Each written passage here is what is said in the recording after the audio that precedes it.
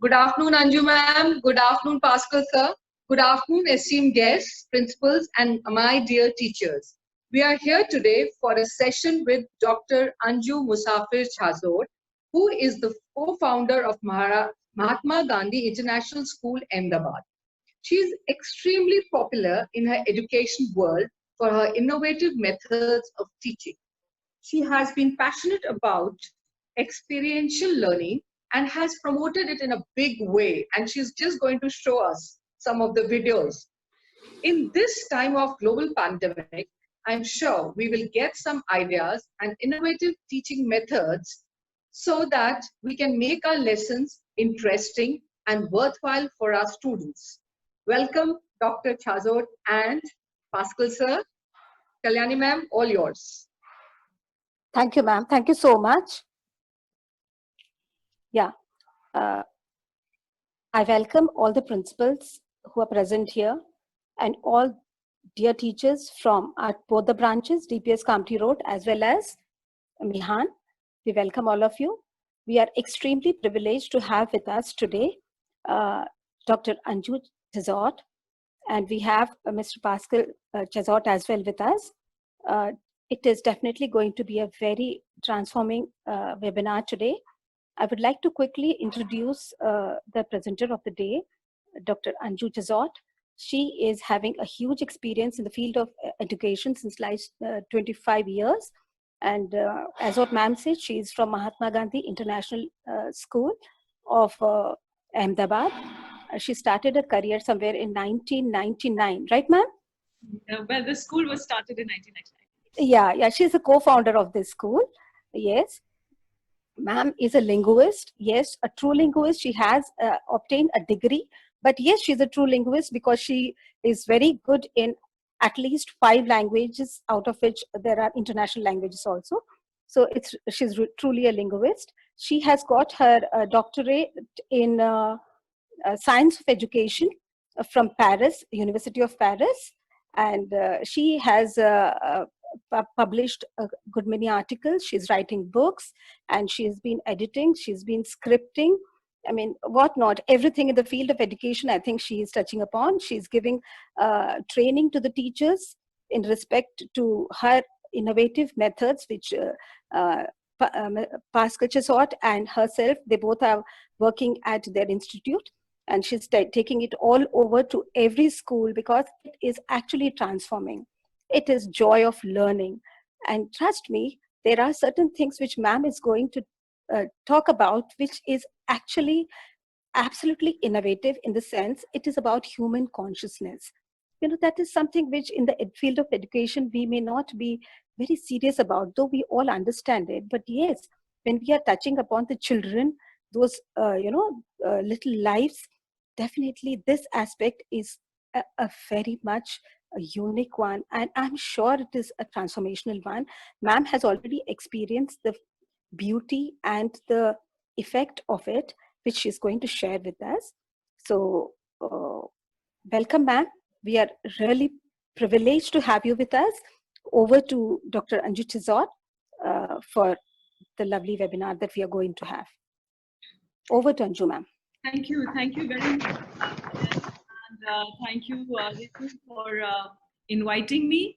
I am very happy to be and very privileged to be in the company of so many principals and teachers, all from Nagpur, I believe.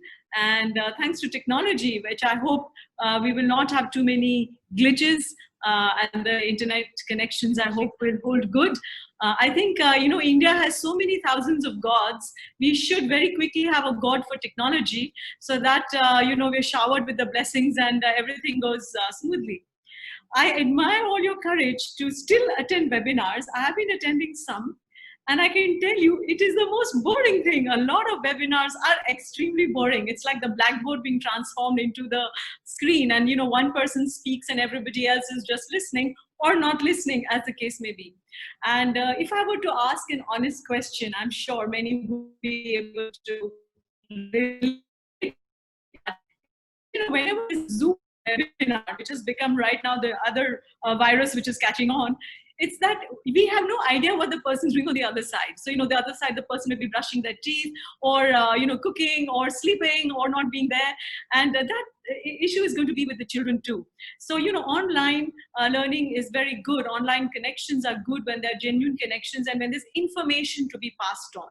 But when we are talking about real learning and real activities and real things that we want to do, I really think that online is very limited there.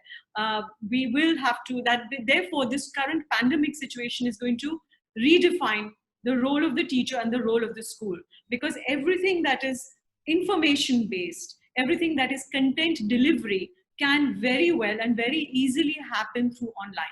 And the question that parents are going to ask later on is, then why am I paying the fees? And why don't children just learn online? So having said that, see what are the things that we can do. Now what I'm going to show you is, there are reviews maybe you know, on the internet, so it will be difficult to pass that, but I'm going to show you slides, and I think it will give you an idea about what kind of multi-sensory learning we can do in a school situation. I think also that you know, all the schools, and it's true that when the pandemic to some extent we can reopen schools, we are all concerned with maintaining hygiene and standards and norms have to be followed. But remember one thing, we also have to prepare for the change to come. One day this pandemic hopefully is going to go, and there might be other pandemics too. We don't know what kind of world awaits us in the future. What we need to do is look at the lessons for us as human beings in education, and also to prepare ourselves for the world to come. And in terms of education, one thing that the pandemic has shown us very, very importantly is the fact that in the face of a disease and something as contagious or you know, as dangerous as this, what ultimately will matter is your immunity. It's ultimately coming back to that. Some people are getting it and some are not. Some are asymptomatic.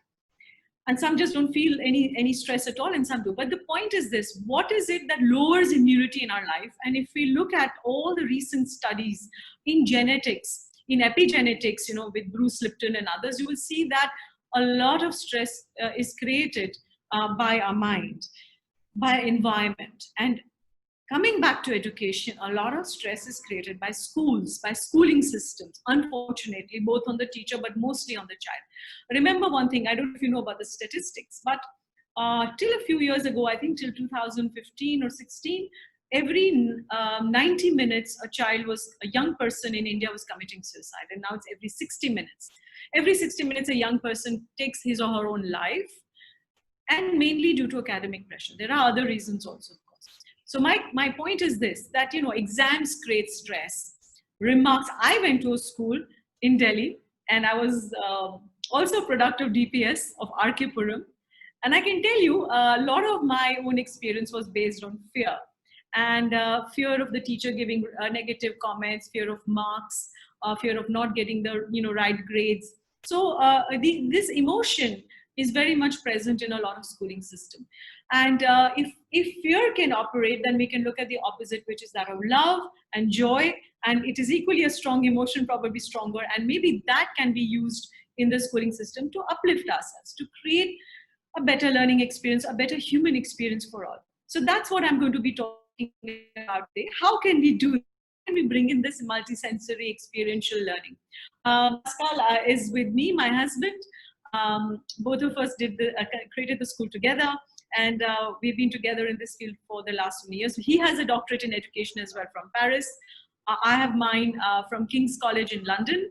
In Paris, I did my master's in education. So both of us are hardcore educationists, but we are not only administrators, we are in the classroom. And that's why, my dear teachers, with what actually goes on in the classroom. And there are a lot of big words. I attend so many conferences and words, some very enlightening by people. But ultimately, my question was always this: as a teacher, when I go back into my classroom, how do I handle my class? They teach me the techniques. And that's why our school is born out of that love for pedagogy. So philosophies are there. There's Krishnamurti, there's Gandhi, there's Tagore, there's Aurobindo, and of course there are Western educators, John Dewey, father of experiential learning, Piaget. All these are the people who inspired us So there are philosophies, there are practices, but what Pascal and I brought in were actually pedagogical techniques inside the classroom, right? So we will begin with that. So I want to begin with a small activity. First of all, I'd like you all to just put your finger in the air, okay, just in front of you. And if I were to ask you, so I just bear with me, just put your finger in front of you. And if I were to ask you very quickly to draw a scenery that comes to you, the first scenery that comes to you, and what are you going to draw? I'm pretty sure that you're going to draw, I can see some smiles, mountains, the little sun, the setting or rising sun, the hut, the river, and the little birds flying in the horizon, right? And this is a question I've asked to so many people of different generations from north to south, east to west in our country. And everybody says we would draw the same scenery. And you know, that's the big question. How does a country of 1 billion odd people, with the diversity we have, we are one of the most diverse nations in the world, how do we all draw in the same way? And the point is this, that we're all conditioned. We're conditioned to draw, because when we go to KG class, we are taught that this is a scenery and this is what becomes embedded. Now, when you have done this is because this is your first reaction. It's like a reflex, and the neuron connections in your brain are going, the circuit is going to take that pathway which it is familiar with.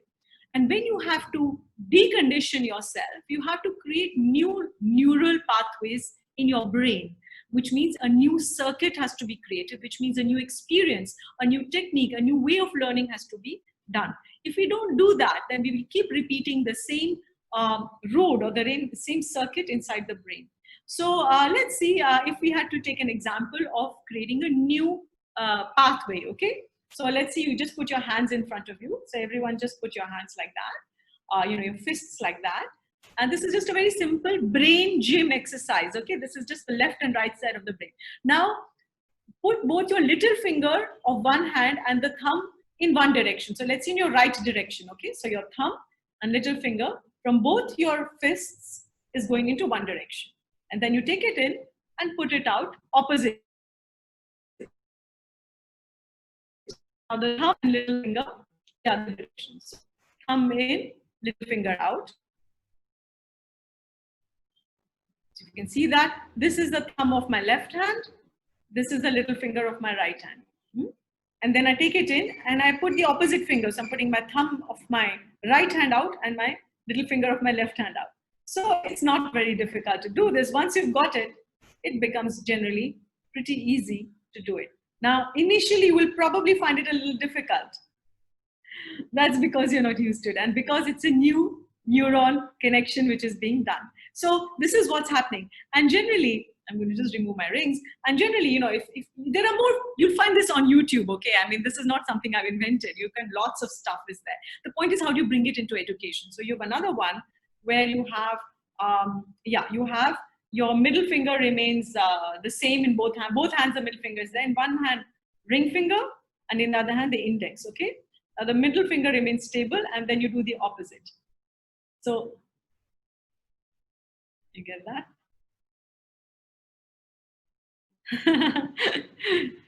I'm no expert, okay? I've been doing this, so I know how to do this. A new finger exercise, I probably wouldn't know. But what I'm doing, what's actually happening, you know, with little kids, you can do this.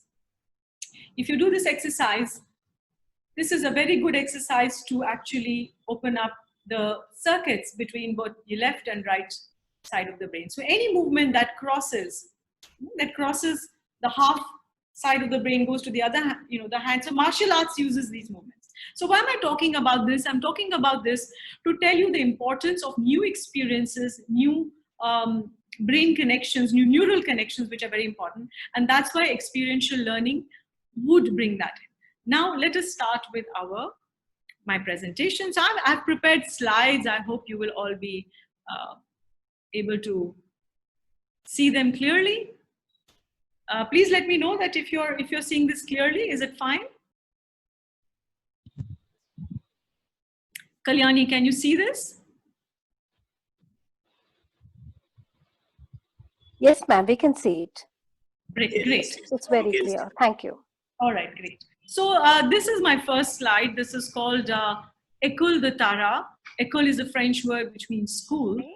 And this is a new logo that we have created because it's a movement that is beginning both in France, in Europe, and in India. And this is the banner under which we will be continuing to do a lot of work. We've called it also co-creative experiential learning. Now, co-creative because creativity is important, co for collaboration, and experiential.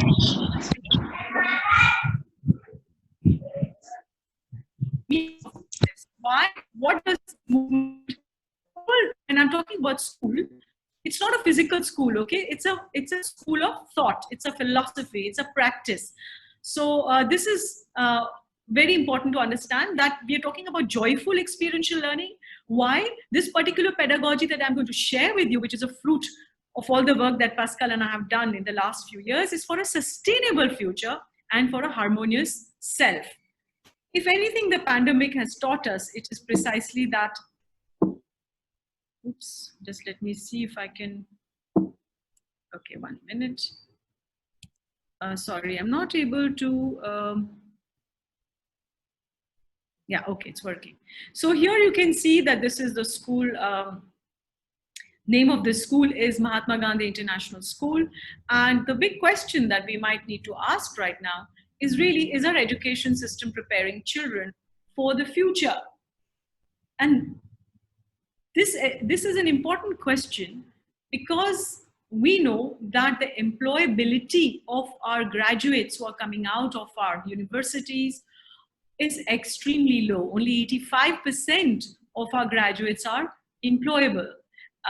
And also the fact that many of our children, when they come out of schools, they really don't know what to do with their lives. That is a big thing.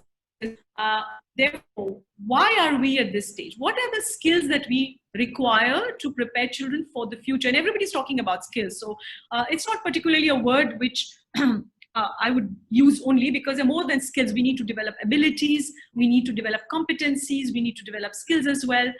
So there are many things we need to develop. But let's say, okay, skills. And if we want to understand what do we need to do for the future, and it's a future we haven't seen yet, then we need to understand where are we coming from, what are the models of education we inherited so that we can change them to prepare our children for the future. The main point is this, that you cannot prepare children for tomorrow with the pedagogy of yesterday. So what are the paradigms? One of the main things that we inherited is the British colonial system of education, which comes from the prison model of education. Now, you're going to be a little shocked at what I'm going to tell you, but I think you know this already, especially those who've attended some of my conferences or seminars or webinars. But this is an important point. You know, Michel Foucault, who's a French writer and philosopher, did a study of the commonalities between prisons, hospitals, army, and schools. And guess what's common between prisons and schools? The uniforms, the timetables, the roll call, the assembly, and even the architecture and the seating arrangement. So when you see children seated like this is basically what is known as a cell structure, which is like how people are in jails, which are individual cells, and they cannot communicate with each other because then they'll be indisciplined. It is the same architecture where schools are in rows and kids are sitting in rows. Now, this prison model came from the Industrial Revolution. It has come from the British colonial models, because as the colonies expanded, they needed to have a system which subjugated a population and kept it under control, right? So what is this? Foucault is, of course, a French author. You will find his book called Discipline and Punish in Crossword, or on Amazon, you can buy that. It's a very enlightening book because a lot of people who believe about discipline, who talk about discipline, please read this to understand where does the term discipline come from and what is externally imposed discipline. It's coming from the same prison model and the colonial model. So it is subjugation, it's based on isolation. Now, when you want to control someone, you will control the body first of all. And that's why children are always made to sit without moving and finger on the lips. If you look at the army, one of the worst punishments in the army is to stand still and not move. That's why we always say at ease, the moment some higher ranking officer will come in. So the body, control over the body is a way to control the mind, because the mind is otherwise something very ephemeral, it's something very intangible. We can't connect with that. And similarly, all the hierarchy, the organization. So for example, the front benchers often we know are particular kinds of children. Either they are very, very, clever kids, or the naughty ones are very often at the back. I used to be a backbencher in my school by choice, because I thought I would be out of the range of, teachers asking me questions. The timetable is also something that we've inherited from the British colonial model and from the prison systems and from the Industrial Revolution. That means that people must be busy all the time, and they are subjected to external form of controls. From this time to this time, you have to do this, and there's no flexibility in the timetable. Everything is controlled from outside. So these are the elements which are there, which we have inherited in these models. Now, when we started MGI, Mahatma Gandhi International School, we decided to do away with a lot of things. It came from my own experience in education. Pascal, who is French, I forgot to mention that, of course, he had a similar experience as mine, where we were bored at best. And I think we were the worst experience. So both of us wanted a schooling experience where children are happy, and where you come to know what is your real purpose in life. Because if you look at schooling, and like I said, when kids come out of school, they don't know what they want to do with their lives. And also, we don't know what to do with our lives. And that's why you see a lot of young people, or even middle-aged people, then wanting to change their professions at the age of 40, midlife crisis hits them, etc. So, I think when we're talking about what's the purpose of schooling, why do we need to go to school at all? And this question, my dear friends, is going to be very relevant now after the pandemic. Because if, like I said, everything can be learned online, then why should we be going to school? And the one function of school, which is really important, is to help you know yourself. What are your strengths? What are your weaknesses, your areas of weaknesses that you can improve upon? How can I improve upon it? What are the skills that I need to learn, which I can't learn online, which are collaborative skills, emotional resilience? These are different kind of communication skills. These are skills which are going to be very important in face-to-face education in the schooling, in school. So for me, I've written here, know thyself. As you can see, for me, that's very important.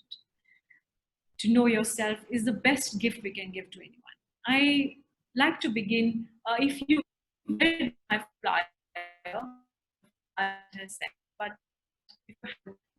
know that Pascal and I have gone through very, very difficult times in our lives. And one of the most difficult exams that we had to go through, and that's what no school can prepare you for, what life throws at you, are tragedies. And we lost our daughter, Tara, and you can see a picture here, a very beautiful child, in 2014. And this is one of the poems we discovered that Tara had written, called Who Am I? And she must have written this when she was 9 years old. And you can see from this poem, if you just have a quick look at it, that Tara herself as a child had these metaphysical questions about, really, what am I? Who am I? Am I just a soul, or am I a body? And today, with consciousness, with the new experiences in quantum physics and other knowledge bodies that are developing, we know that we are not just physical bodies. We are souls, we are spiritual beings who are having a human experience. We're having a physical experience. So this question needs to be tackled in schooling systems. We need to ask, and at least create the spaces to ask the important metaphysical questions of life. What is life? What is death? Is there anything after death? How do I live my life well? What is consciousness? And how can I expand my consciousness? Because we have many more abilities than we think we have. We are conditioned to believe that we are less than we are. And that's why, coming back to schooling, not only to create that space, we need to learn for mental, physical, emotional, spiritual well-being. So how can we achieve that? Now let's come back to our main understanding of the role of schooling. So one thing that I feel is very important is that children must have a choice. When everything is externally decided for children, I was talking about discipline, external forms of discipline. Now, that more than an externally imposed discipline, a self-discipline is, because it is within. To give you a very clear example, just look at what's happening at traffic lights in India, okay? You know very well that most of us Indians, when we are at the traffic lights, many Indians will wait to see if there's a camera or there's a policeman. And then if there is one, then they will obey the red light, but if there's none, they will violate the traffic light. So they're only looking to see if they're going to be punished or not, and if there's an external supervisory eye on them that is monitoring them or not. But if you have self-discipline, you will automatically yourself wait at that red light, because you know the consequences of these actions very well. So that's why responsibility comes with choice. So if we are creating a school where children have choice, where they're free, then they will be more responsible individuals, and the discipline will come from within and not from externally imposed processes. Okay, the second point is about purposeful learning. Why am I learning this? What's the point of this learning? So let's say I'm writing the classic example of writing an essay of a visit to the zoo. What's the point of writing that visit to the zoo? Every child knows this essay will be just filed into the teacher's drawer. Does it change anything for me or anybody? It doesn't. The child had a letter asking why garbage outside the school was not collected on time, or some other question that concerns their communities or themselves or in their area. Then you're doing language writing, you're doing citizenship, you're doing law, education has a meaning. This exercise has a purpose. So I can integrate that with my learning content. So the content must be purposeful. The third thing is about thriving or surviving. Till now, the paradigms of the past have been focusing on survival of the fittest, which is a wrong paradigm, because when you're talking about survival of the fittest, then you're talking about superlatives, and it means there can be only one person who will be the fittest. The rest will all just die, because all of us can't be the fittest. We can only be fit or fitter. So therefore, we need to change that paradigm, and we are talking about thrival for all. Rather than survival of the fittest, let's talk about thrival for all, because the earth has enough to share for everyone. There's enough abundance. And the fourth one is Swaraj, which is interdependence. Okay, the notion of Gandhian Swaraj was not just dependence, it was to understand that every action of mine is connected, will have an impact on others. And the pandemic has brought this out so clearly about the way we've been exploiting natural resources, and the way that the earth today is able to breathe by putting us all back home to reflect on our actions, to reduce human activity, because human activity has the pollution of our earth. So this idea of independence is really very important. So with all of this, ideas of a different schooling, we decided to create a school where this learning was joyful and multisensory, using available resources, not exploiting the resources for more. And we joined hands with the Ahmedabad Municipal Corporation in Ahmedabad. So the AMC, the municipal corporation, gave a building for this school, which was a existing municipal school. And our idea was, if we could transform an existing municipal school into an international school, or a school of international ranking, following an international board with international norms, then we would have proved a point that every school has this potential. So that was the idea. And the idea was also to have diversity, to open up an international school, which is generally very much for elite sections, to bring it out, to the middle class and to the poorest of the poor as well. And that before the RTE, we were already giving free education to 20% poor children. So, but there are always challenges, and you can see here, riots broke out, blood signature campaigns, bus burning, dharnas, and going from city to city in Gujarat. It became a national issue. You can see the riot control vehicle, public interest litigation against us. People went to court. different lobbies, including some people who were ex-vice chancellors of some of the universities. Many of these people were pretty much advanced in years, but they others, and Pascal being French was a white man coming to exploit others. And they also believed that we could not mix castes and classes in a school. You could only have different schools. And that was one of the reasons why Pascal wanted the school to happen, because when he came, I mean, he was in India, we got married, and he was already director of the Alliance Française in Ahmedabad. And after that, where I was working, and both of us got married in the Gandhi ashram, and then we started the school. And Pascal believed that he was stunned by the fact that in India, there was an apartheid in education. There were schools for the poor and schools for the rich and schools for the middle class. And it was with the idea to break this apartheid that we started this project. But it was not easy. People went to court. Like I said, public interest litigation in the Gujarat High Court. They lost there, and the lobbies, same different groups, went to Supreme Court in appeal, but they lost in the Supreme Court of India. And after that, after 9 months of fighting it out, we were able to establish the school. And this was thanks to a lot of people also who came to help us for free. Nobody charged us money to fight our cases. So, you know, we had no money that time, but the universe came together and for this cause, which was a higher cause. That's what I believe, and that's why it's so very important. So idea was to have equal opportunities, and apartheid in education. Diversity and inclusion was very important. This is the area where some of our children come from. So you can see where, you know, our outreach is also for children who are coming from very disadvantaged sections, disadvantaged in both economically and socially. So like I was saying, the employability and work-related skills are very important. So how can we make that happen? Through interdisciplinary projects. So one of the things we did away with, we don't have textbooks in our school till the highest grades, till grades 11 and 12, where for the International Baccalaureate, we need to have certain reference books. So we do have reference books, but we have no textbooks. I know you're going to ask the question, but we in the CBSE will require textbooks. And I would like to tell you that till the 8th standard, you do not require to follow any particular textbooks. You can create your own, you can refer to different books or different things while following the NCERT laid down competency-based syllabus, which is now out in the open. And that's a very, very progressive document. I'd like to share the project here. Now, how do we bring together in an interdisciplinary project? Here we are running the cafeteria. Now the cafeteria is a very simple one in our school.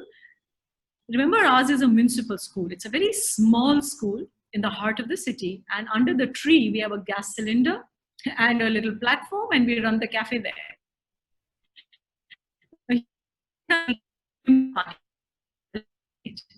And while making lemonade, they are changing the lemon quantity, sugar quantity, water quantity, and just making, you know, tasting it and noting down their observations. And of course, from there, they're transforming this into binomials or polynomial equations, you know, x and y, etc. Similarly, they're noting down the different ingredients that go into their own lunchbox, and they have noted that down. You can see in the chart paper, triangles, or, you know, for carbohydrates or sugar or fat or whatever. And they realize that each person has a different kind of diet. We don't have a different nutritions. So what is a nutritious diet? What's a balanced diet? My diet is not balanced. How do I go towards that? And then they begin to source recipes, look at nutrition and hygiene, and ask parents, grandparents, go outside, internet, different sources, do surveys within the school, ask questions to others. If we make this particular dish, you know, they vote in their own class of what dish they would like to make, conduct surveys, and from that, they will decide what to make. They'll go out. And this is a project that's going from younger classes to higher classes, okay? So we are mapping the learning according to different age groups. So you can see there's a younger age group who's gone outside, and they're buying things. So they're calculating ratio, proportion, volume, profit and loss, fractions, mathematical concepts are their languages, recipes have languages, culture, history, hygiene. So there's science involved, biology involved. What do different food items do to your body? What is coming to you? So how does it satisfy you? And you can see, and then we come to a cafeteria, we make the food, and then the children are selling food. So they're advertising, they're running it like a business venture, and they are also serving the food. So one group handles the accounts, one group makes the food, one group serves the food, and then they rotate in terms of groups for the next time that they're going to make food. So this is just a very quick example to give you an idea about how interdisciplinary learning can happen. The idea of experiential learning is to connect with real life issues. That's a very useful way to learn. That's where the purpose comes in, purposeful learning. So one of the ways is, okay, let's find what's an issue in our school. It could be water wastage, and I know schools are doing this, right? You all are doing this. Save the environment campaign, save water campaign, save paper, etc. So let's locate a problem in the school, and then let's connect with learning with that. So here children are looking at waste management. How can we reduce waste in our personal life? And they have observed themselves what they're looking at packaging. Depends on what you want. You can give instructions to children that observe what are you eating. Collect the packaging. So children are collecting biscuit packets, toothpaste packets, cereals, whatever they're eating. And then they bring it to school, and then they begin to classify that. They're looking at what is biodegradable out of it, what's not biodegradable, plastic, other things. And they begin to weigh it, they categorize it. So that's a lot of scientific concepts are being done. But remember, the data is being generated from their own experiences. I want to keep this in mind, that the data is not external data. This is not Ramu went to the market to buy 5 kilos of potatoes, and then 1 kilo fell out, and how many were left, etc., because that's all artificial. And of course, the classic example of two trains running at two different speeds, and at what point are they going to cross? And of course, one would just say, are the trains even going to run on time? So how do we know what time they're going to cross? So these are very artificial examples. What I'm saying is, allow children to generate their own data, because then this data has meaning for them. Okay, so you can see they're doing this. Now, even the packaging, they're looking at that. They're looking at what are they drinking. And here, is into my body, colors, sweeteners, preservatives, all these things are very important. They're categorizing between imported and local. They're looking between needs and wants, and then they're running campaigns to create awareness about these, the amount of packaging that we're using. So a lot of learning can be mapped there. Looking at the life cycle of a particular, here they're looking at a Diet Coke can. They're creating art out of it, so you can see a collage which is created with the art teacher. So, the CBSE has been talking about integrated art. So even you're doing an integrated learning with any projects which is linked to real life, arts, sciences, languages, all these different domains of disciplines will be organically linked, no artificial connections to be made. Art is not a separate thing to be learned as an extracurricular. It is part of the curriculum. Art is a way of viewing the world, and art is an expression to communicate. And see, that's how you can come out of that drawing of your finger, what I did with you, making mountains and suns and whatever. So here is a mapping, just a little idea about mapping. It's much more complicated than this. Another time, maybe we can look at that. But I'm giving you an idea that the mapping is a process-based mapping. You're first looking at the processes in the mapping, and then we'll be putting the content. So if you look at the top of this particular, you will see that we've written analyzing boxes. We're creating eco-friendly containers. So that's part of the waste management. So they're learning ratio and proportions. They're researching between surface area and volume. They're looking at properties. They're learning between 1, 2, and 3D shapes. They're making a budget for the container. They're making prototypes. They're taking feedback on that, etc. Now, from there, at the next level, we will be looking at the competencies in a particular subject. So you're mapping only the processes, and then you map the subject competence. So this is grade 7. This has been done for grade 7, for example. Here, another thing typically, when you're talking about integration of arts, you have Indus and Egyptian civilization. Children are looking at the motifs and they're creating jewelry, which was there that time in the Indus Valley, looking at the motifs. So they've designed that, and that's part of their assessment too. Here you can see we're doing another project which is multimedia, which is making short films for social impact. Now, while doing the films, they are, of course, they're looking at different things here. Okay, we are looking at script writing, physics. Oh, I'm sorry, there's some sort of line which has occurred here, but doesn't matter. It has just appeared. They're looking at different competencies.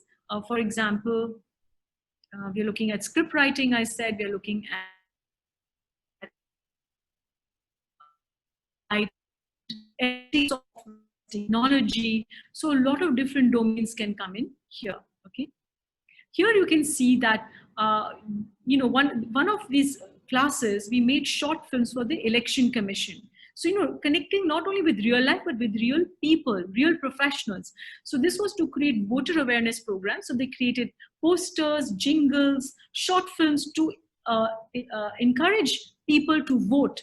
And here the Gujarat government then sent it to 7.5 million, 75 lakh people in Gujarat who got those films and posters, and 7.1 million citizens returned the pledge that the children had made back to the government of Gujarat. So this kind of a campaign by children had a massive impact, not only on the children, but on society as well. And of course, it got an award by our very respected ex-president of the country. Now, when you're talking about democracy, when you're talking about citizenship, it's very important that the school ethos itself promotes that in their daily life. Because how do you expect young people to go outside and vote if they themselves have no experience of democracy? And here in our school, we don't, the rules are not defined by the school authorities. The rules are defined by children. So when they join the school, the first day of school or the second day of school, they're charting out what they are functioning. And then every 10 days or 1 week or 10 days, they have their own council meeting where one person is chairman and one person secretary by rotation, and they have an agenda which is put up to resolve conflicts, whether it's related to bullying or library timings or field trips or not being happy with a particular class because they don't understand the teacher or whatever the conflict may be. So this conflict resolution happening through democratic systems, through by the old class council. So the only rule that we give in our school is non-violence, because we're named after Gandhi. We follow ahimsa in speech and action and thought, but of course already in action and in speech. So we have to inculcate that in our children, and that is done through this democratic process. Similarly, we're talking about equity and equality. So we're talking about doing away with the front bencher and the back bencher. Now, I've seen your school in Nagpur, and I've seen a lot of schools in India. Most of the private schools are very open, you've got a lot of space. You people are very lucky.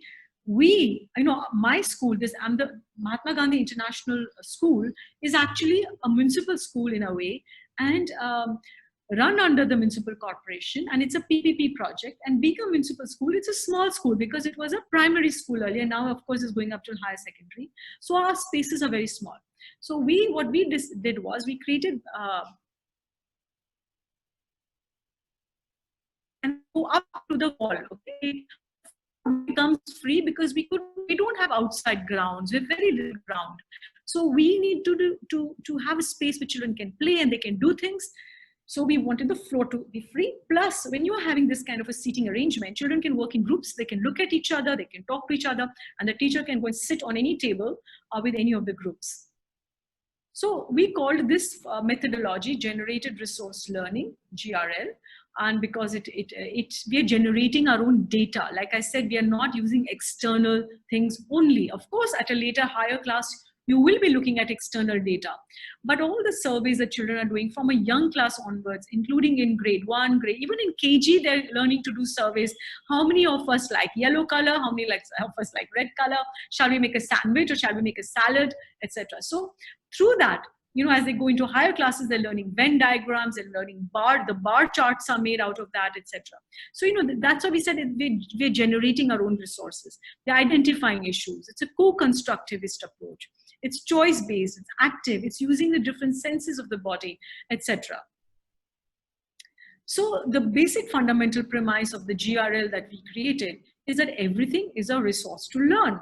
And let's not forget, which is your most important resource, is your body. Your body, the body of the learner, and that has been put into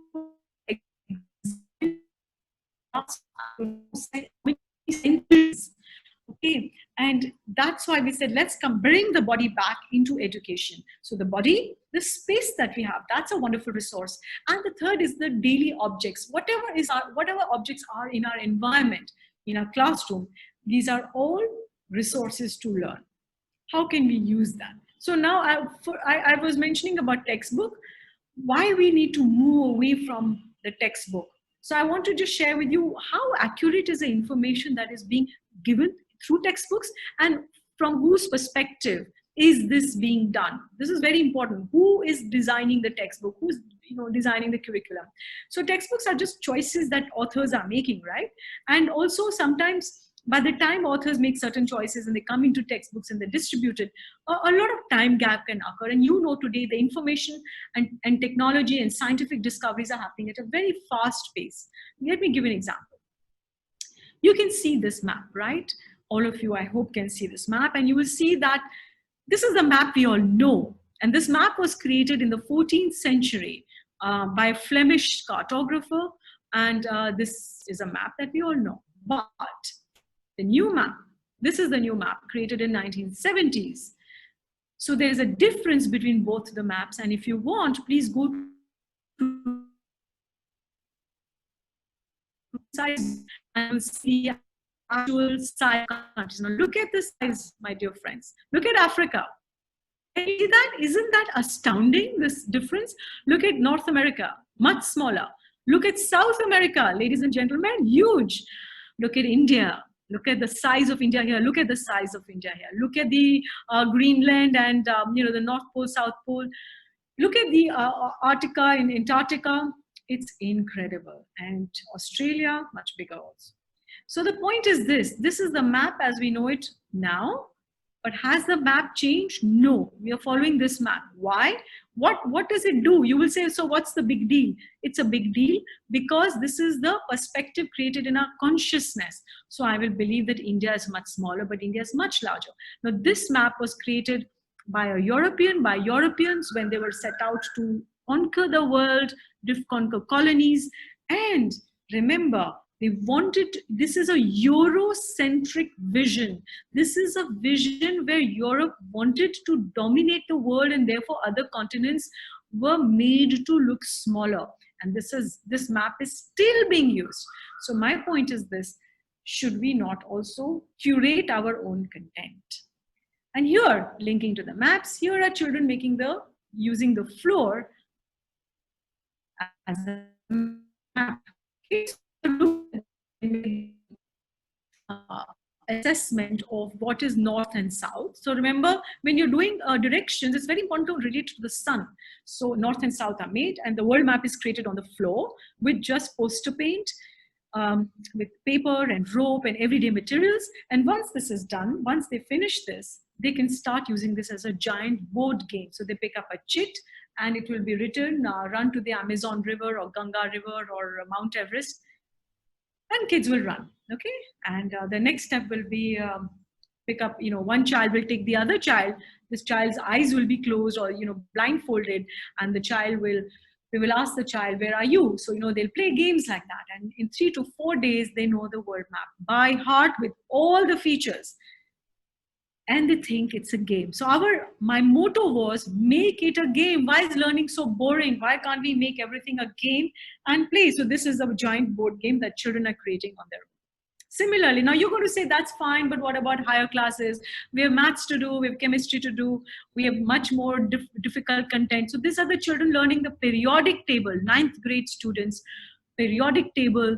They're doing what is known as an atom dance, where they've become electrons in an atom. They picked up a chit, they have to do the choreography of that particular atom by showing the configuration, and other kids are, and has to be the nature of the element. If it is oxygen, or if it's carbon, it will be much thicker. The movements will be different. If it's oxygen, it's more flowing. Movements will be different, you know. So you can see no material required except your body, but the learning is permanent because it has gone through all your different senses through movement and fun and spontaneity and engagement. When we're talking about learning, then even the ways we evaluate the children must be fun. Examinations should not be stressful. So we're using the word evaluation because we want to give value to what the child has learned, not just examine the child. The child is not an object to be examined. The child is a thinking and feeling subject to be valued. So we must give value to what the child knows. And here you can see that the assessment, the project was a political party that was created by all of them because elections were going on in Gujarat that time. So it was the context. And they made their own political party, own political symbols, wrote their own manifesto. You can see the posters they've created, which is integration of arts, history, civics. And they have to give their speech, and we all are going to grade the speech, not in terms of marks, but in terms of content, and give a full-fledged feedback to the child saying, I loved your speech, your content was great, but the structure was lacking.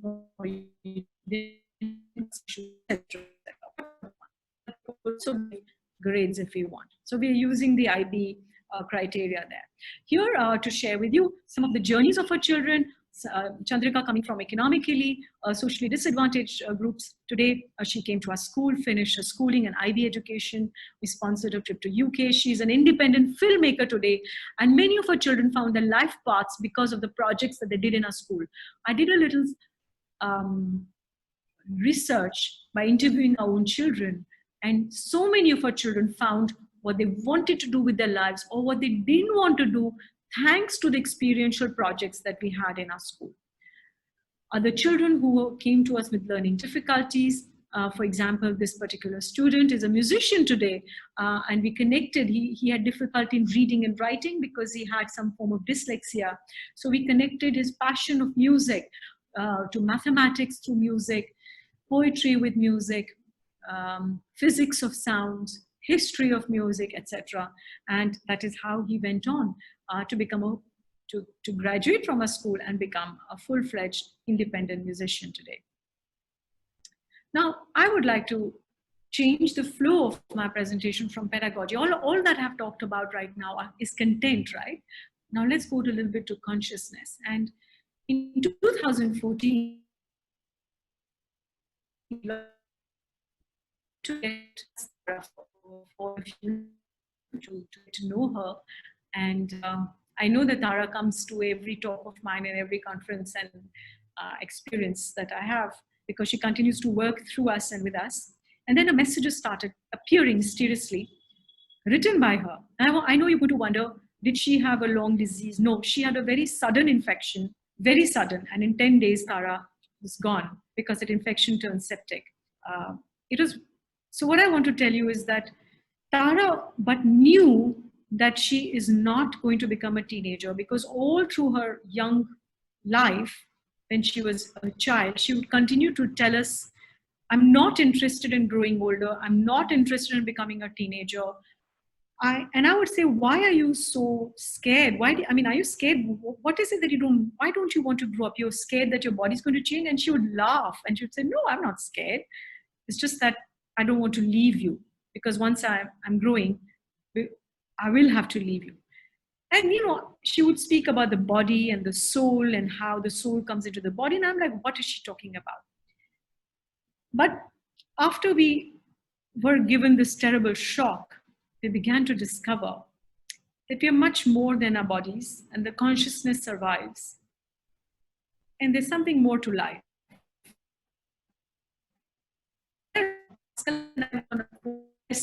And we went to many countries. We went to UK, Portugal, to learn about consciousness. Ireland, I learned shamanism there. Both of us did shamanism. Of course, in India as well. And we learned quantum healing, quantum physics, energy, psychic abilities.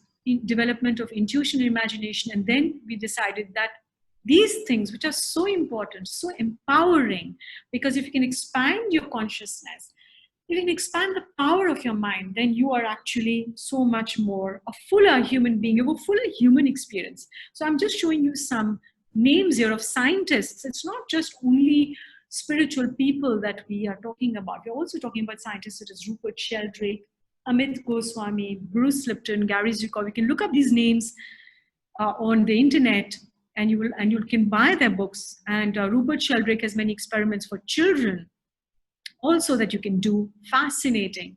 Please go through them. From there on, we began to bring this to our training programs. Here you can see teachers are going through the experience of breathing, becoming a tree with binaural music that takes your brain to alpha state. So, when we're meditating, our brain wave, which is generally at a higher beta level, can go down to the alpha level, a meditative state. But you can also use music in the classroom or through your trainings and in your own personal life to bring your brain frequency down to a meditative level. So that's what is being done here. They are then doing yogic breathing inspired from Kriya Yoga. So we are combining techniques. Pascal and I combine all these techniques. Here they're touching the tree and getting a message from the tree. These are using shamanic techniques, which we learned, using your intuition also, doing psychometry, which is gleaning information from objects and photographs, using your psychic abilities, and then making connections to the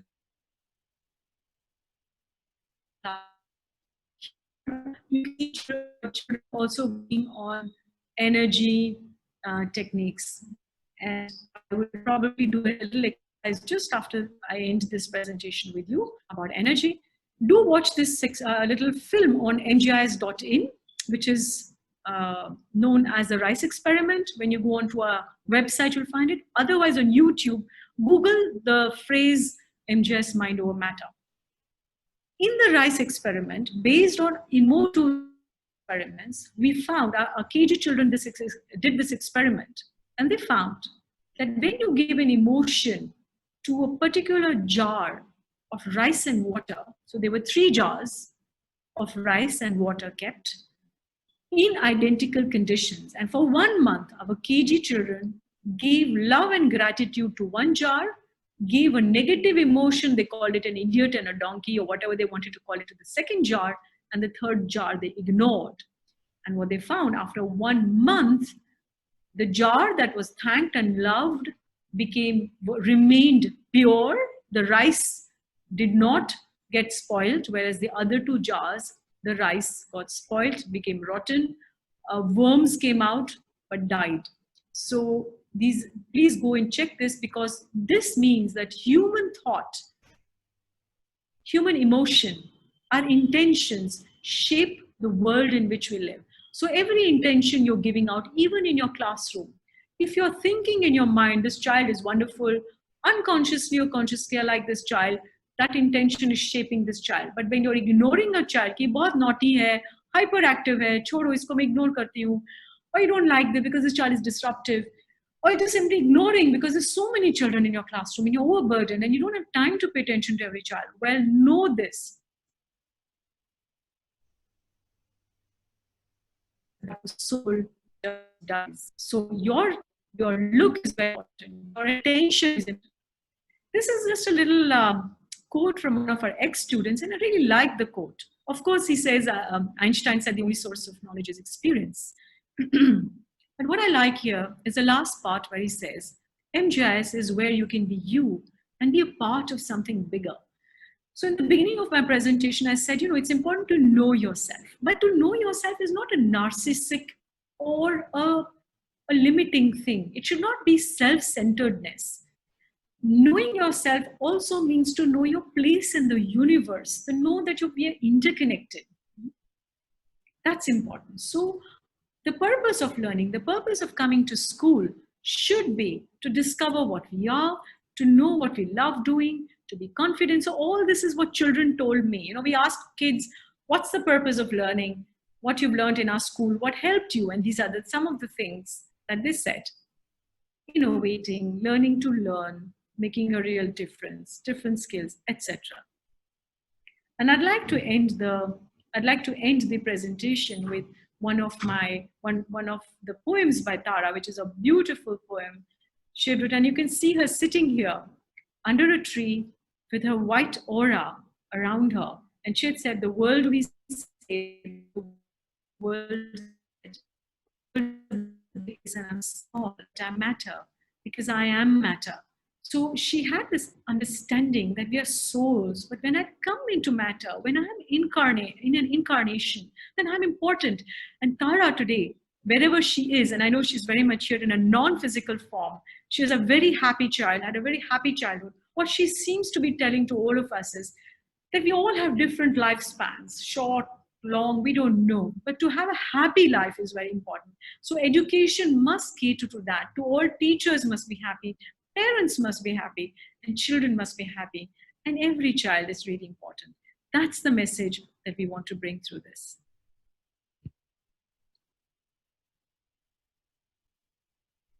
So, I would like to just return to my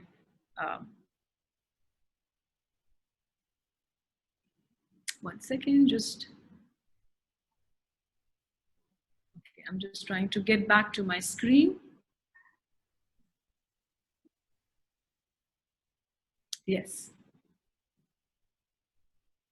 All right, so I think I would like to end my presentation here on this idea. But before we end, let's just do a little exercise. So can you all see me? Yes, ma'am. Perfect. Yes. Okay. Yes, ma'am. Okay, great. Thank you. So what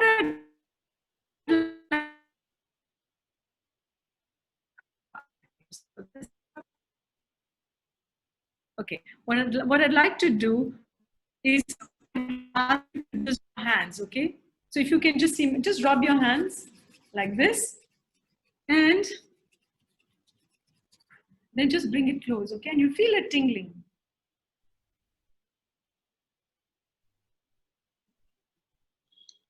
And when you bring your hands close, you will begin to feel a little tingling, and there will be some sort of a resistance.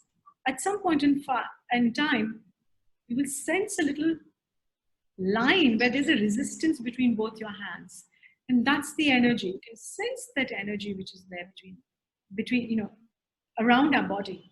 You may call it the aura, you may call it, there are different words for it, but the point is first to sense that we are made up of energy. We do have energy. We have vibration. Sending out those vibrations when we meet each other, when we connect with each other. So this is so important, and we all know that. But in education, we are not tackling it enough. So in our school, for example, what we do is we work on energy. We use the body for intuition. So when children have to make career choices, we also teach children not only the rational part, not only the intellectual part of choosing a course or a college, but also the intuitive process to know, is this the right thing for me to do? And very often, it's interesting to see the intuition, when we go into a subconscious through music and meditation, energy, the intuition will say, don't do this, because we've always been conditioned by society. So these are very important techniques for us to do. As teachers, you all know the intuition is so important, because you know when to push a child a little more and when not to push a child. You know that this child, I should tell this child, listen, do this thing again, because I know you can do a little better than this. You've not applied yourself fully. And you know your children well enough to tell another child, oh wow, this is fantastic. I know how hard you've worked. Well done. Because if you don't say well done, the child's self-esteem will break. So we are shaping these children through our own understanding and intuition. And that's where our role is. Online learning, a pre-programmed software will not do this to the child. And that's where the role of the teacher will change to a mentor, to a real guru in the schools, and the role of schooling will also need to change after the pandemic. So the activities I've shown you, I know it's not showing social distancing, but we can do social distancing till things become normal. And when they do, we will have to do things where the children are engaged, where the emotions are there, where they're joyous, because joyfulness will create the immunity in our children, will create the emotional resilience in our children, and that's the way forward. Thank you very much. And I'm open to questions.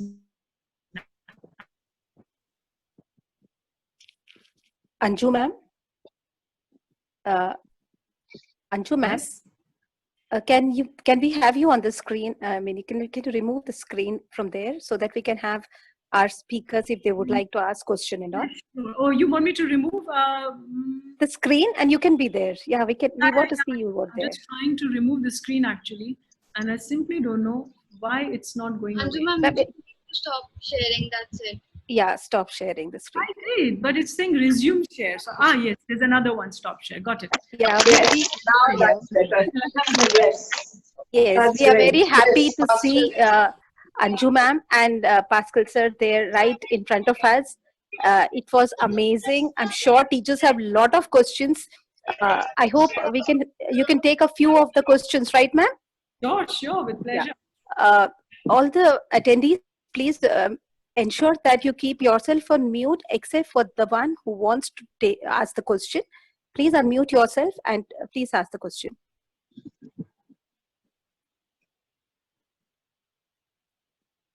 Yes, do we have anyone to ask any question related? I'm sure everybody would like to, but one question can answer many of the queries, right? Yes? We're waiting.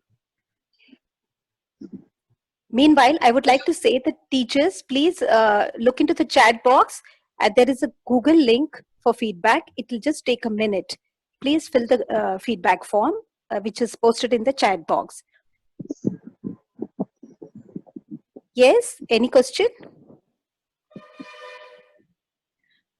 I think some of the questions might be related to timetables and curriculum and CBSE, etc.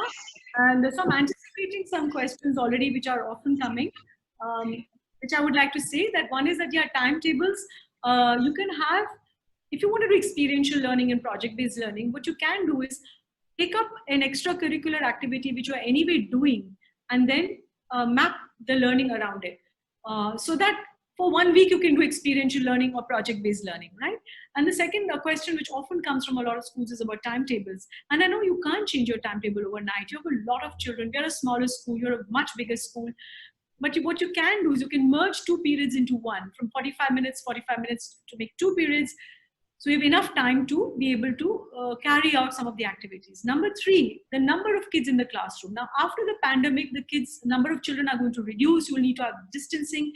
You will also need to go outside the classroom. So many of these things you'll be able to do more easily because the number of kids will be reduced. And the fourth point that often comes is syllabus to be covered. I want to tell you or remind you all the national education policy as well as the national curriculum framework and the NCERT syllabus has changed to competency-based syllabus. CBSE is promoting that. CBSE is also giving out circulars saying, please be free to only do the ensure the competencies are being done. So, if you're talking about language learning or learning fractions, how the child learns fraction is up to you. You don't have to do it in a textbook format. You can do it through other ways. Textbooks may be necessary to prepare kids for board exams, particular exams when it's based on the textbook, but the rest of the exams which are internal, which are, with you can take that space for yourself and do what you really would like to do. And if you want to experiment, do for a week at least and see how that goes. So this is just a couple of tips for you. And now if there's still questions, please go ahead. Ma'am, this speaks about your experience, about not only your content, but you are very much conscious about what would be the questions, right? Basically, this were a couple of questions, I'm sure, from our end. And teachers and all the attendees, if you have any other query, please feel free to ask ma'am. I'm sure she has touched upon a very unique topic today about human consciousness, and if you have any query on that and how to go about it in the classes, definitely can ask your questions. Yeah. Can I ask? Yes, ma'am. Please introduce yourself. Yeah, my name is Pooja Hardasani. I am from Bardhaman International School, Jaipur. I am an English teacher there. Can you suggest me few activities which I can take to the classes for like 5th and 6th? See, the language, when you talk about language is everywhere, one of the easiest things to do would be to do a play, either a storytelling, dramatized storytelling, children who read stories and they dramatize. So when you have to transform a story, let's say it's a Akbar Birbal story, or it is some other story that you've done, from any other part, but you can then transform that into dialogues and then play out those dialogues. So, I think language, we should not look at language as a separate subject, but look at the integration. Where all can you locate the language? Reading newspapers, making your own show, making your newsletter if you want written form, doing an oral chat show, using blogs, technology. 5th and 6th at a simple level you can do. So I think there are ways to do it, but the kids love performances because it brings their confidence, pronunciation skills, acting skills, communication skills into the fore. Now, no, don't do big plays. Do 2-minute, 3-minute skits. And I often advise teachers ke bachon ko chutkule achhe lagte hain, they like jokes. So, small joke.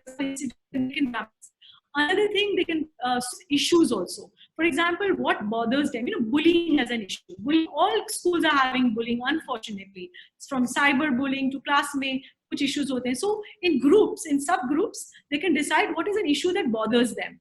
Or us issue ko wo log dramatized form mein present kar sakte hain. So which means that they can actually perform that, write the dialogues, and that's where you as a teacher will come in, because you will write the dialogue in a proper manner, like you will change the grammar or the lines, etc., to make it more effective. So I think that would be an easy, fun way. Now, remember one thing, when children are coming back after the pandemic to schools, they will want to do active things because they've been inactive. Physically, they've been static in their homes. So they will want to do things with their bodies. So encourage that. I hope that helps you. Yes, ma'am. Thank you. Thanks a lot. And I will definitely implement that in my. Welcome. Thank you, Anju, ma'am. Any more question? Teachers, if you have any other question, you can please ask. Maybe last one question. Can we take, Anju, ma'am? Sure. And, if you want to also send me any questions later on, I mean, Ritu can always send me. Yes, ma'am. Yeah. Yes, ma'am. Definitely. You can, Definitely. and I can always respond. This doesn't have to end. I know that I think I know I give everything I can packed in 1 hour. So I've given a lot of stuff, and I have not yet done any exercises linked to intuition, which I do also. Pascal and I have been giving a lot of workshops. We gave in Geneva and in Moscow and in Paris, and we've given exercises in developing the intuition. But of course, that's another ball game. We can always do that another time. Today, I just wanted to float it with you all that let's come back as educators to decide what is it that is important to us to teach. Okay, and this colonial model has to go now, because this colonial model was to subjugate a population. It was to centralize education in the hands of the British. That's why the textbooks were made. Till then, there were no textbooks in India till the British came. All the schools were independent schools with the headmaster deciding what's important for the children to learn. So, it's a colonial process that got it in. So it's okay. That is part of our history. Let's put that aside. But today we can change it. And I think that a school must do things which are important to the child in its own context. And I've given this example in a couple of many other places. As a school, we do community service. So we went to Dahod in Gujarat, where there are a lot of tribals. And we asked the children and the school, it's a school for tribal children, what would you like us to do? What do the kids want to learn? Said we want to learn English because our kids don't know English. So English is a second language. So I went with my students, I went there and I looked at the textbook. What is the government asking us to do? And this is the state government, right? This is English as a second language. You will not believe, standard 7, Robert Frost poem, Stopping by the Woods on a Snowy Evening, or one of the Robert Frost poems. And I'm like, these are tribal children. They couldn't even say good morning. Okay, they're coming from the forest area. They're coming without shoes. They're coming hungry. They come for the midday meal scheme to the schools. What is the relevance? What's the relevance of doing a Frost poem with these kids? It's wonderful literature, Robert Frost, but it's not the context of this child. This child needs to learn something else. So what I'm trying to say is that a school teacher, a school principal, a school head will know what is important for the children in this particular educational establishment. So in the Northeast, the reality is very different from the tribal belt in Gujarat and North and South. We must therefore be autonomous in deciding how I want to do. So the competency is very different from the content. The competency may be telling you the child in language should be able to sequentially put a sentence together, or the grammar should be correct. That's a competency to communicate. Or the child should be able to calculate, fractions or whatever. That's the competency. But the content, how you do it, is up to you. And CBSE has given that freedom now.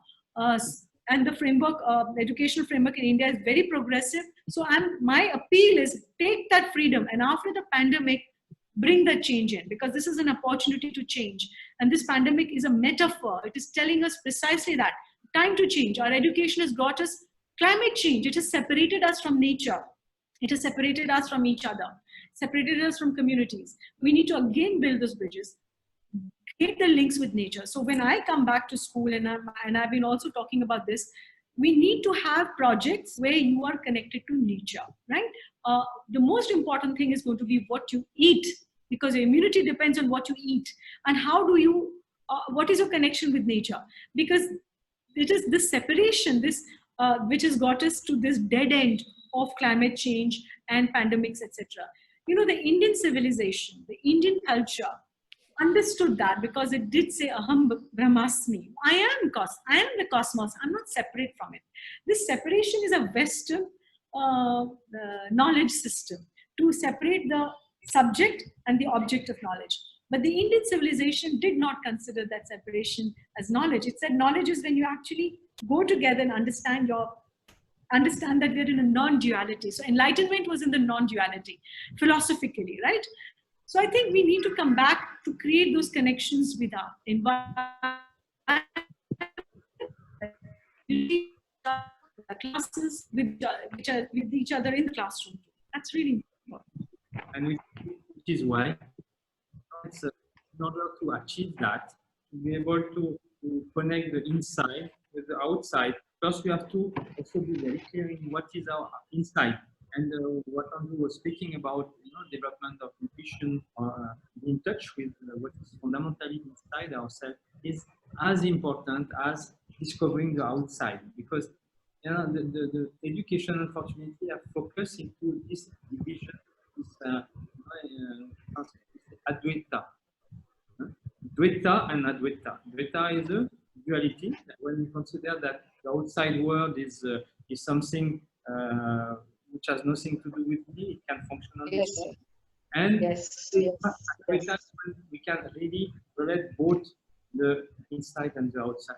And unfortunately, education, because of historical reason, it comes back to the enlightenment and whatever. Because of that, there was a need to separate the church to the scientific field. So at one point of time, it was justified 300 years back. But today, we have to go back to this Advaita, to this realization that we are not separated from outside. And all for example, the medical system of India, the Ayurveda, it is always based on that. Because, let's say that the medical system of the Western medical system is looking at the disease. And I think it's very relevant to speak about that today, because we are in this crisis of the COVID.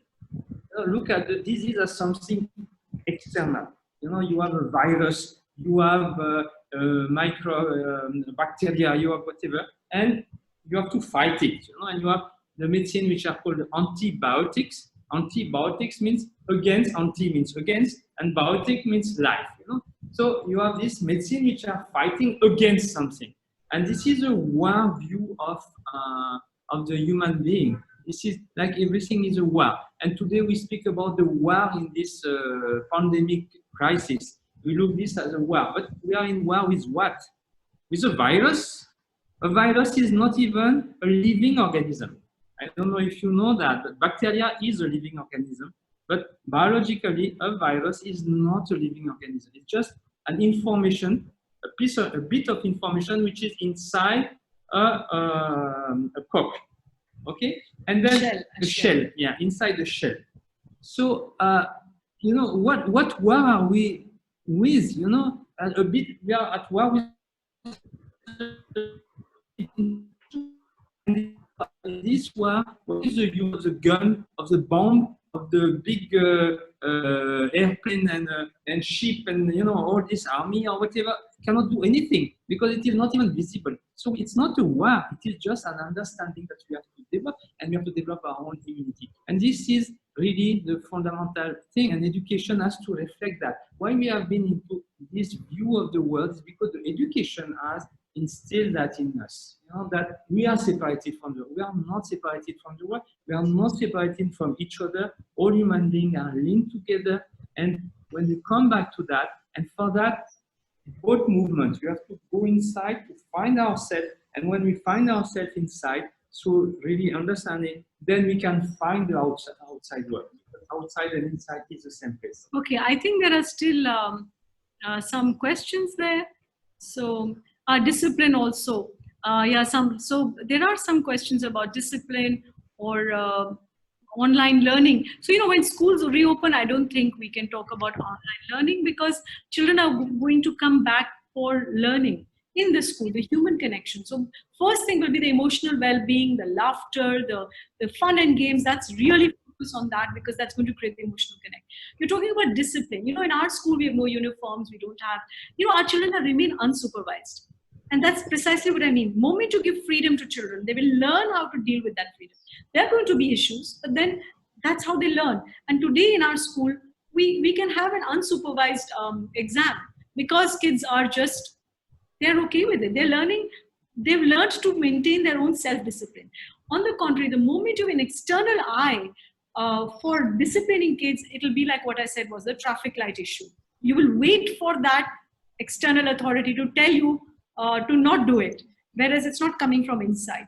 So these are important. We must encourage children, give them the freedom. There will be children who will, of course, misuse the freedom, but that's the learning, right?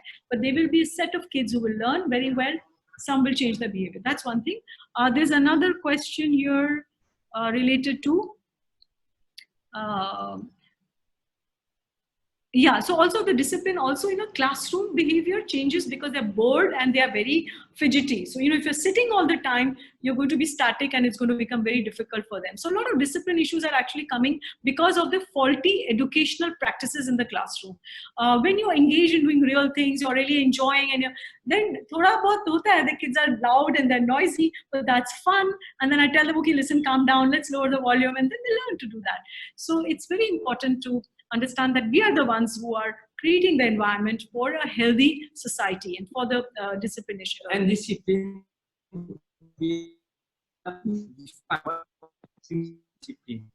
it's breaking discipline to express our own. If a child is expressing it for our own thing that this child is thinking, can we call that a breach of discipline? Actually, the discipline is only the self-discipline. That means there is nothing like outside discipline, because it is not discipline, it is obedience. And we are very often we are mixing these two concepts, which are very different. To be obedient and to be disciplined. You know, to be obedient means you will obey anything by fear. To be disciplined means that a child will become aware of the responsibility that he has or she has. And it can only be a self-discipline because this child will understand what are the consequences of what will happen if he or she does this particular action. So that idea of consequences is very important. You know, why am I doing this? So, and therefore, one of the counselors is asking also how to bring experiential learning. I think the point is precisely to allow a lot of expression to happen. Okay, in the classroom, and the kids are going to come back. So music, arts, you know, make them do a lot of paintings when they come back. Make them express through drama, you know, what they're feeling. All these things are going to be very, very therapeutic for children. Do sculpture activities, bring clay to the school. So this emotion, the anger, the frustration will go out into that. The earth will take it, you know. So there are these activities that we can do. There was one more about the timetable I'd already mentioned earlier, and I'll again recall to you. that for the timetable, if you can't do every day, at least do an experimental 1 week, okay? In that 1 week, like what we do is our permanent timetable is like that. We don't have 45 minutes. We have half a day time cycle and sometimes 2-hour time cycles, 1.5 to 2 hours. Older kids are for 2 hours, younger kids can be 1.5 hours or 1 hour. I mean, a little more than 1 hour. But what happens is that the break timings are not fixed for everybody. Now, that's what's going to happen in your pandemic also now, after the pandemic. Because you will have to stagger your, we had to do it because we don't have space. So, and also because some children are hungry, some are not. अभी activity खत्म नहीं हुआ है, so why to push kids now? Kids will say, ma'am, अभी break नहीं चाहिए, अभी हम 10 minute के बाद बाहर जाएंगे, ठीक है, we go outside after 10 minutes. So these are the things with flexible time cycles. So what you can do is have time cycles. Maybe you can merge 2 periods into one, and then do some integrated learning there. 2 to 3 teachers can do something together. You know, one particular, like the arts teacher and the maths teacher can be together. This sports and another teacher language teacher can be together. There's so much of language in sports also. You know, once I remember kids were playing football and some kids didn't want to do it, whether they were not well or they didn't want to. We don't force them.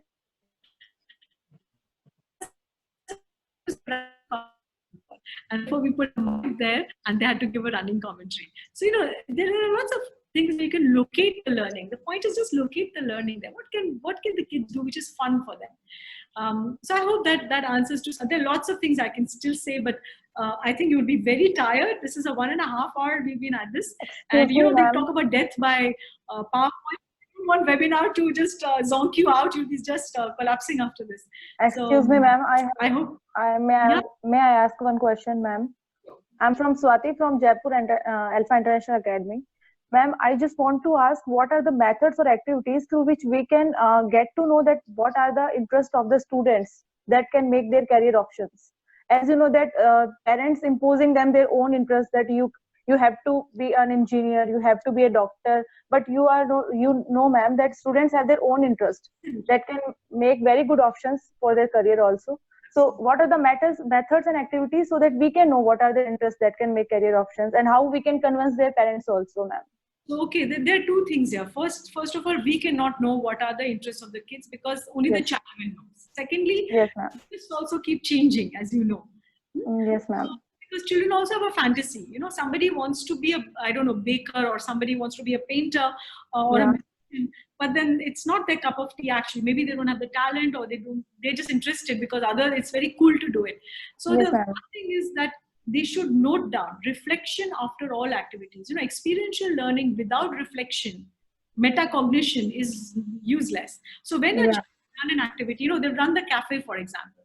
There's a reflection where we do children, what were the challenges that you faced? What part did you enjoy the most? And that's where they locate it. Some children will say, I love the cooking part. I didn't like the accounting. I didn't like, you know, I love the cooking. One child will say, you know what, I love the event management.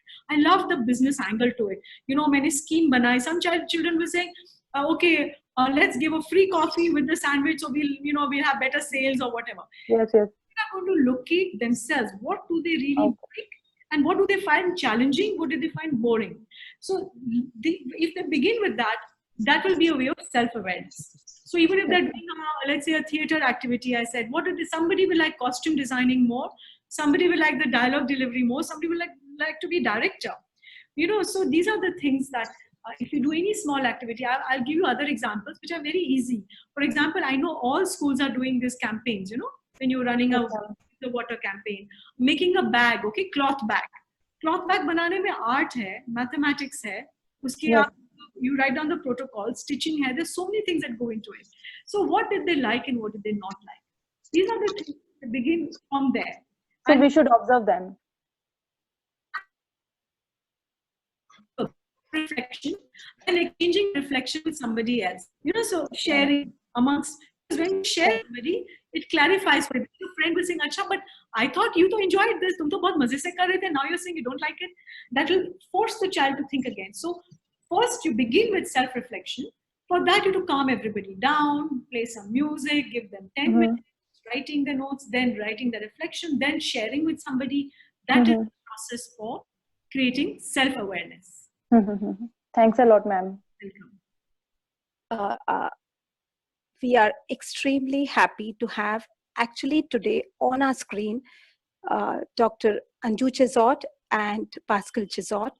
It is amazing to, first of all, see you both together, complementing each other. This is actually a blessing of this time, working together. And I'm sure our audience are really puzzled to know how come Sir is so into all what he spoke. It is because Sir is a psychologist. He has done psychology as well as he has done studies in Sanskrit also. Yes, Pascal Sir, right? Yes?